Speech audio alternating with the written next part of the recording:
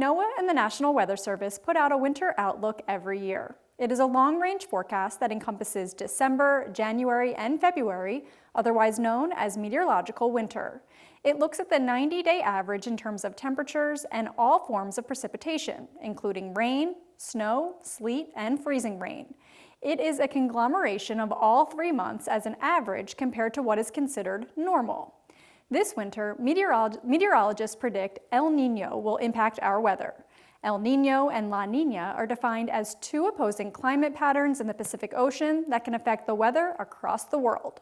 Typically, trade winds, which blow east to west, push warm surface waters toward Asia.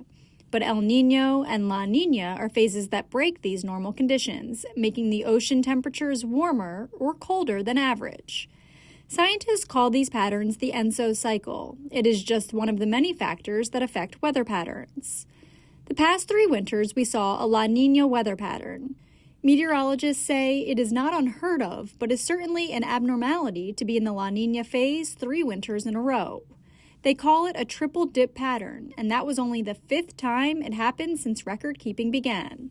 But now we have entered the El Niño phase. We will, of course, see cold snaps, but odds tilt in favor of Pennsylvania seeing above-average temperatures for the entire 3-month period. The precipitation outlook is where it gets interesting. Much of the state of Pennsylvania is seeing equal chances for above-average or below-average precipitation, but the far northwestern part of the state is seeing the below-average chance, while the southeastern part of the state is seeing an above-average chance.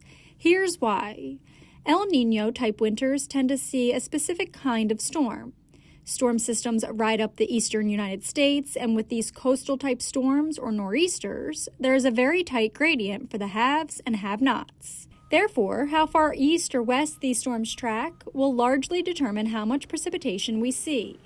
If they stay too far east, we wouldn't see much of anything, but if they hug the coast, eastern PA would be a sweet spot for seeing more snow. We did see some of these coastal-type storms in the La Niña phase the past 3 winters, but La Niña tends to drive in more lower precipitation-type systems from the Great Lakes, which we saw a lot of the past few winters. And of course, there are other variables that impact winter weather, so it is important to remember that an El Niño phase does not provide an exact forecast, and therefore the winter weather outlook is more of a general idea of what to expect these next 3 months. Ally Gallo, Newswatch 16.